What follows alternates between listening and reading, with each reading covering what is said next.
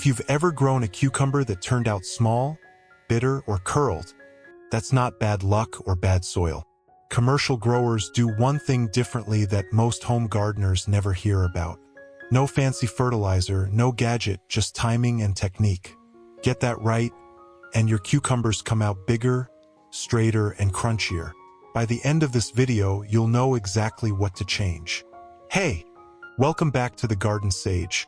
If you're new here, this channel is about real backyard gardening, not Instagram perfect gardens. Today we're talking cucumbers, how to grow the big, crisp ones instead of the sad little ones. It really comes down to three things: consistent watering, feeding at the right time, and training the vine properly. Get those three right and everything else, pollination, harvest timing, taste, falls into place. Here's what we're covering: the watering mistake that stunts growth, the feeding schedule that boosts fruit size, why vertical training on a trellis matters, and a harvest timing trick most gardening blogs skip. Let's get into it. Let's start with the biggest reason cucumbers stay small: inconsistent watering. Cucumbers are almost entirely water, so when the soil goes from bone dry to soaking wet and back again, the plant panics. It slows down growth, and the fruit you do get often turns out bitter or misshapen. This isn't a myth, it's basic plant physiology, and it's the single most common issue home gardeners run into. The fix is simple. Aim for about 1 to 2 inches of water a week, delivered steadily rather than all at once. A drip line or soaker hose on a timer works best because it removes the guesswork. If you're watering by hand, do it early in the morning so the moisture soaks in before the heat of the day pulls it back out. Mulch is your second tool here. A few inches of straw, dried grass clippings, or shredded leaves around the base of the plant keeps soil moisture steady and cuts down on how often you need to water. It also keeps weeds down and regulates soil temperature, which matters more than people think. Cucumber roots are shallow and sensitive to heat stress. A quick way to check if you're on track: stick a finger about 2 inches into the soil. If it's dry at that depth, water.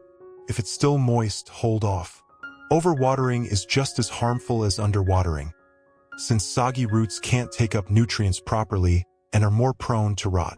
Get this one habit consistent, and you'll already notice straighter, less bitter cucumbers before you even touch fertilizer. Once watering is dialed in, feeding is what actually pushes fruit size. Cucumbers are heavy feeders, meaning they pull a lot of nutrients from the soil quickly, especially once they start producing fruit. If the soil runs thin, the plant simply can't build large cucumbers no matter how much water it gets. Start at planting with a balanced fertilizer or a generous layer of compost worked into the soil.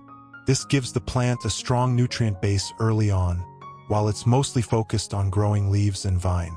Here's the part most people miss. Once flowers start appearing, the plant's needs shift. At this stage, switch to a fertilizer that leans higher in potassium and phosphorus rather than nitrogen. Too much nitrogen at this point encourages more leafy growth at the expense of fruit. You'll get a lush-looking plant with disappointing cucumbers. Potassium and phosphorus, on the other hand, support flowering and fruit development directly. Every couple of weeks during the growing season, side dress the plant with compost tea or a diluted organic feed like fish emulsion. This keeps a steady supply of nutrients available without overwhelming the plant.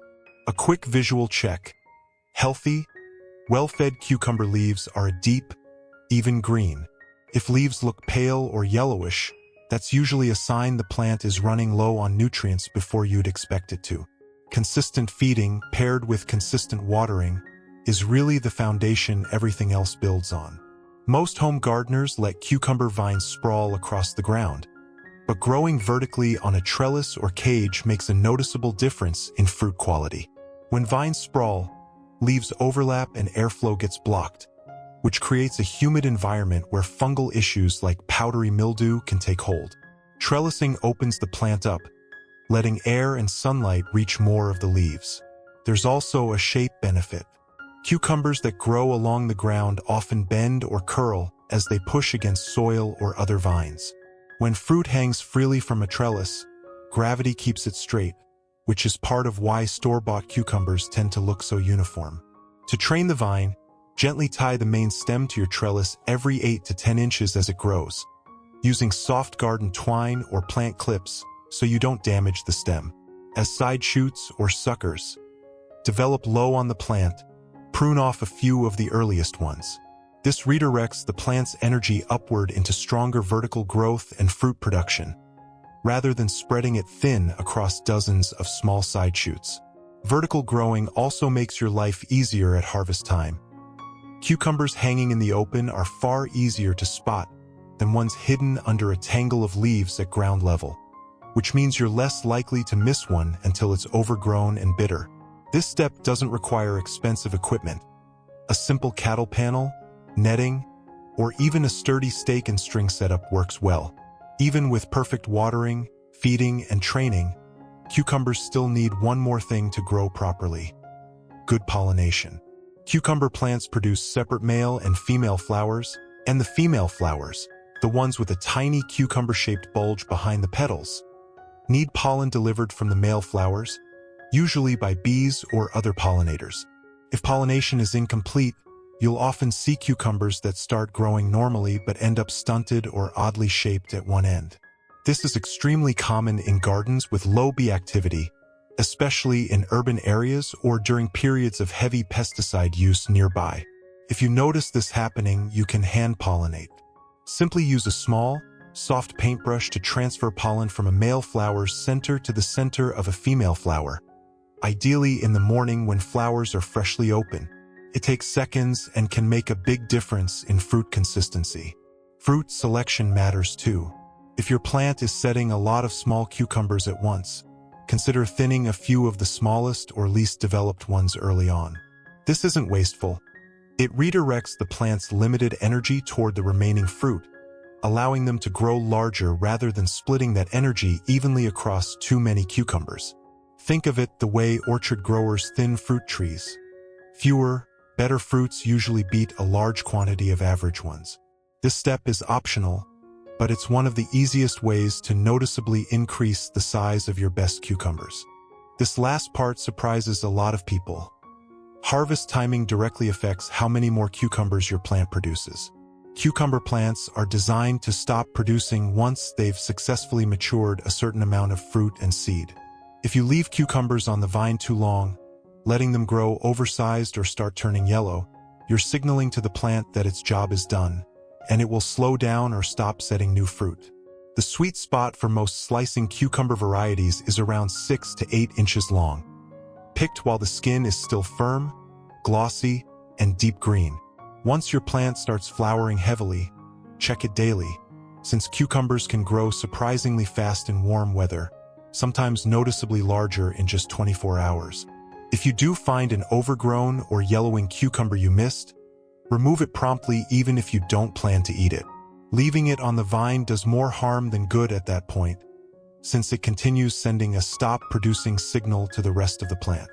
Consistent, timely harvesting essentially keeps the plant in active production mode for longer, which means more cucumbers over the full growing season, not just bigger individual ones. Put all 5 of these pieces together: steady water, targeted feeding, vertical training, reliable pollination, and disciplined harvesting, and you're not relying on luck anymore. You're working with how the plant actually behaves. So let's bring it all together. If you want bigger, straighter, crunchier cucumbers, it really comes down to 5 things. Consistent watering, feeding that shifts toward fruit development once flowering starts, training your vine vertically, making sure pollination is actually happening, and harvesting on time so the plant keeps producing. None of this requires special equipment or expensive products.